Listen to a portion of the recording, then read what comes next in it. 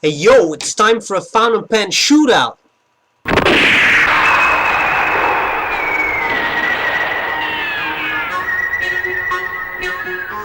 And today we're going to look at 3 pens by the brand Pilot.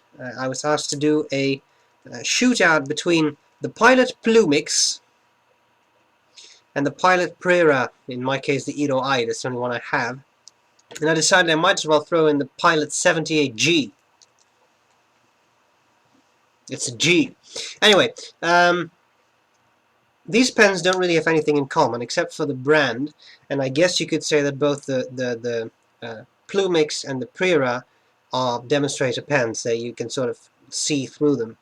Nevertheless, I do think it makes sense to actually cover them in one shootout, because I have a medium nib on this, a medium nib on that, and a broad nib on the 78G.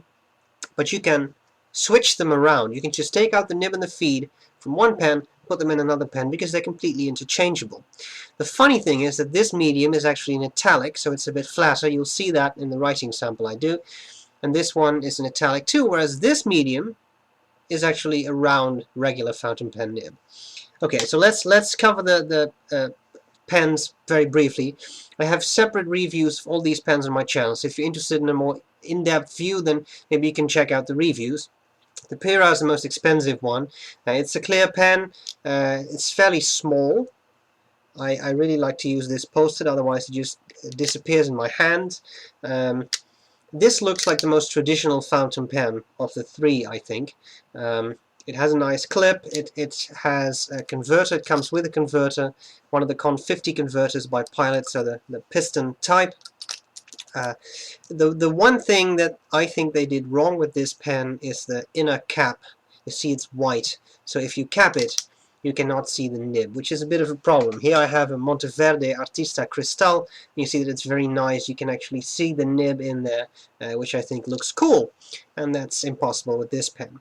Apart from that, I think this is a very decent little pen, writes very smoothly. Nib is on the fine side, but it works well.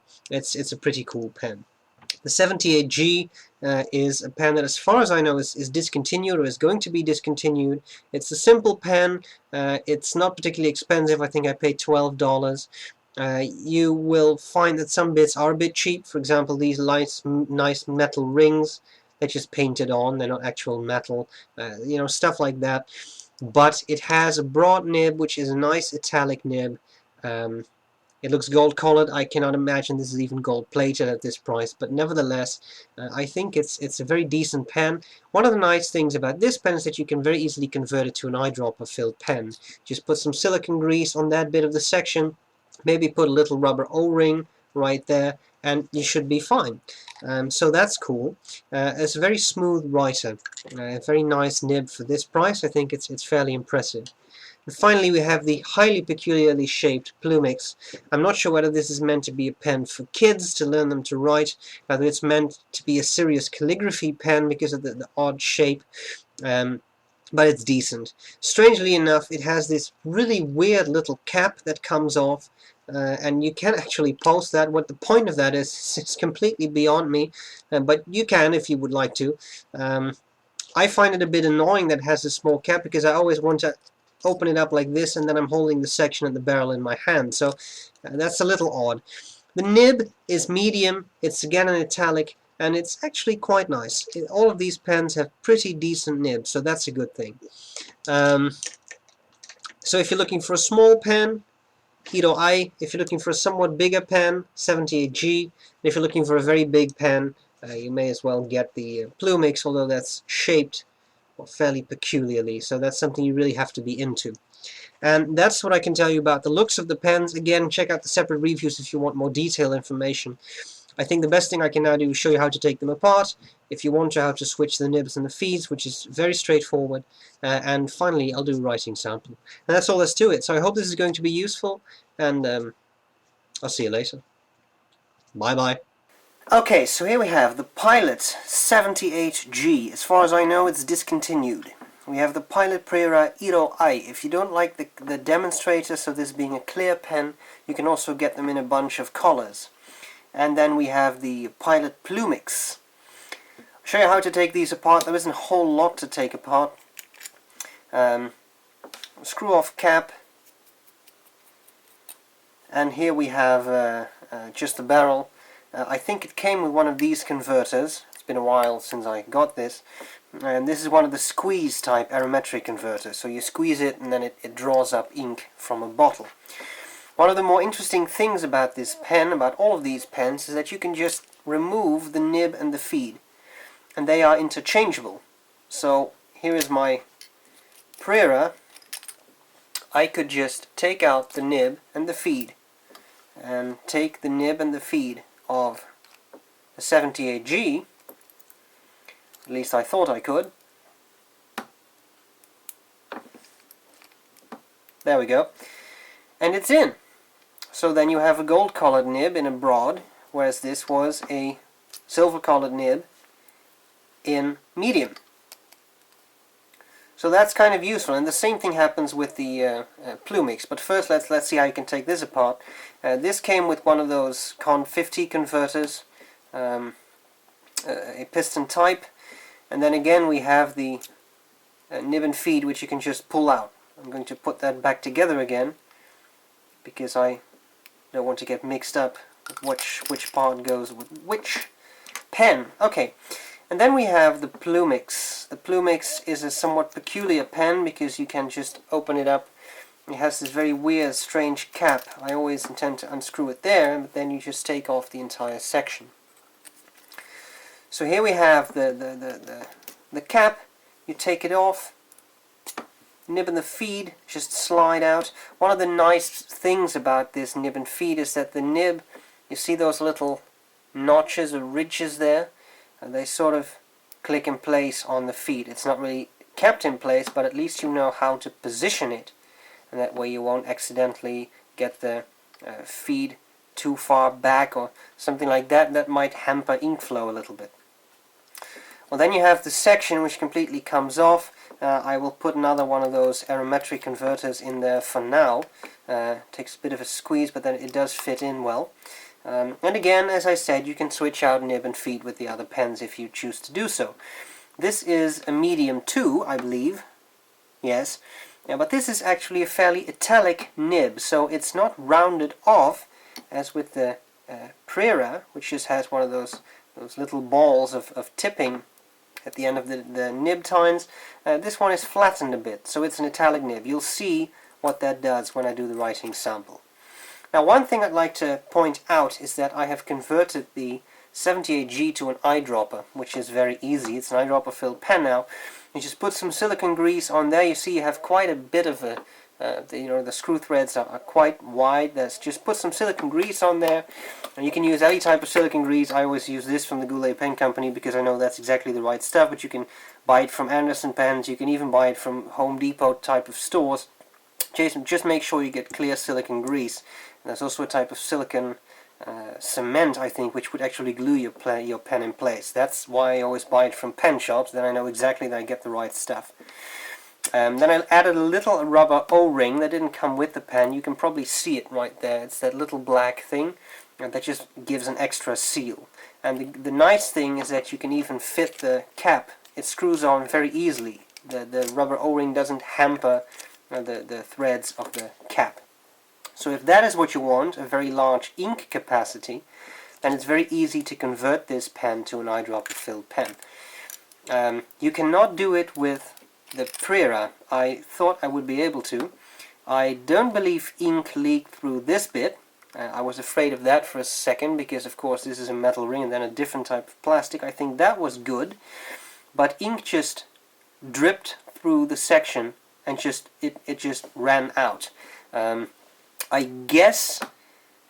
No, actually I don't. I mean, if this would have a nib collar, so if there would be plastic around this, you could put some silicone grease on there, but if you put silicone grease on here, your pen won't write anymore, because the ink won't flow through the feed into the nib, towards the nib. So I would not do that. So I'm afraid you cannot turn this pen into an eyedropper. The same thing goes for the Plumix. The big issue here is that there is a hole. It's almost impossible to see, but this little thing at the end of the barrel That's actually a very small hole, and water will just drip through that, so ink will too. So those are the pens. You can have some fun switching around the nibs if you want, but I think what we'll do next is just ink them up, and then I'll do a writing sample. Today I'll be using Parker Quink, just a very simple ink that works well.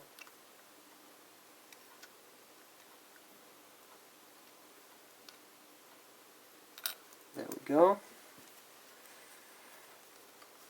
The smart thing to do is to put an open bottle of ink on a towel and then move it around to wipe off your pen. You can be almost certain that your ink bottle will be knocked over, but of course I enjoy living on the edge, so I just do it. And then we have the Prera, easier to fill because of the piston filled converter.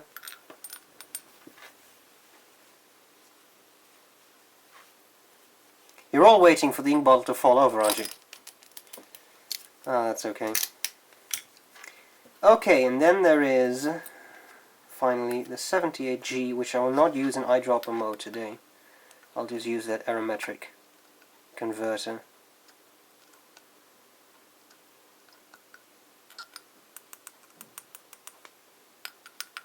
Right. 3 inked up pens.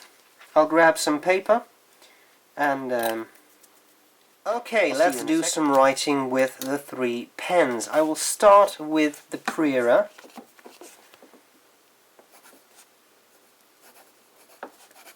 Haven't used it for a while. I notice again that the nib is quite smooth. That's very nice. The nib is medium, and I will just add it is a round nib, so regular fountain pen nib. So if I were to write with this,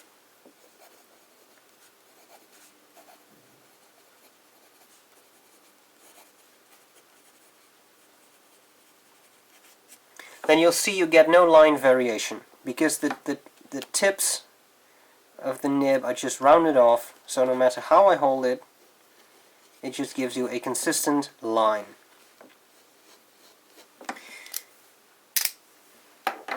With the Plumix, that's a different story. I'm not sure whether I have aligned the... No, I think I've aligned the nib well enough.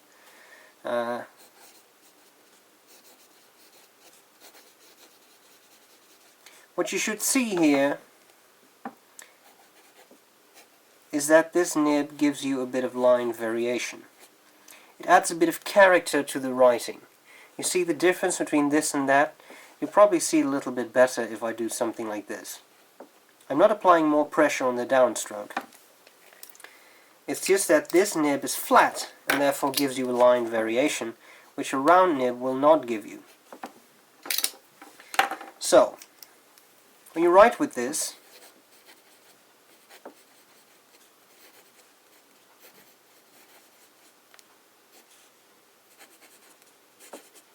you'll see that all the horizontal strokes are fine, whereas all the vertical strokes are much wider, giving you a nice bit of line variation, which is useful if you're using the pen for calligraphy purposes. This is just some very fast calligraphy. I don't want to take up too much of your time, of course. As you can see, you can easily do calligraphy with this nib, whereas with a round nib, that's just not possible. It will look strange because you don't get the line variation necessary, and that just looks very odd. Okay, so a clear amount of line variation in this nib. Then we have the 78G nib.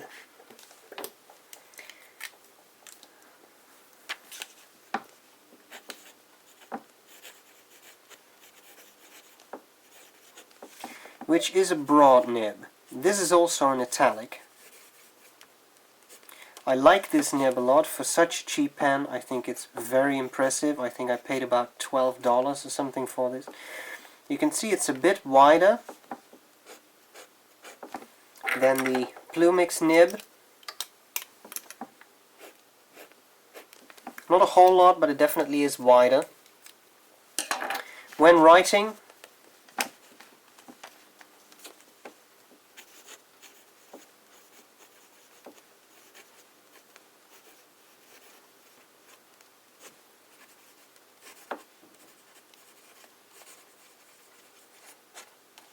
so you can get some nice line variation with it, especially if you completely align the nib well with the paper. Then you can get some very broad lines on your downstrokes. I always prefer to write it at a bit of an angle like that, and then it's maybe a little less pronounced. But it's still there. The line variation is obvious. Okay, so that's pretty much what you get. Now, of course, I could switch around the nibs and the pens, but they would just get this writing with another pen. I don't think that would add a whole lot. Suffice to say that all the pens are smooth.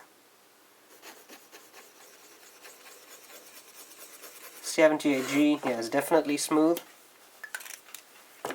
The Plumix, definitely smooth. I think the 78G is just a little smoother. And then the Prera,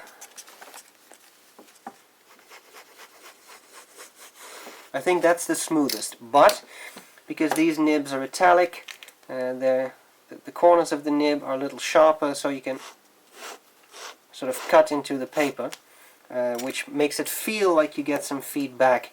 With a round nib that is not possible, so it may feel a little bit smoother all the same, and no matter what you do. So, which one is best? Well, that really depends on your purpose. If you want something that looks the classiest, I think you'll need a Prera. If you need something that has a very smooth nib, then the Prera is a good choice, but I think the 78G also has a very nice nib. If you want some more character to your writing, I think this is it, because of that broad italic nib. And if you want a strange pen that looks different, is fun to use, then you'll probably want to have this pen. Should turn around the nib. That's how you should hold it. This is interesting. You can of course switch around the nibs. I've stressed that enough. But I think this is a fascinating pen for calligraphy purposes. If you're looking for a cheap pen that will allow you to do calligraphy, then this is a good option. So there you have it, 3 pens. I cannot really pick a winner because the 3 of them are just all very different at very different price levels. But pens, as I've stressed before, are like tools. You take a specific tool to do a specific job, and that's pretty much all there's to it. So I hope this comparison was useful, and I'll see you later. Bye bye.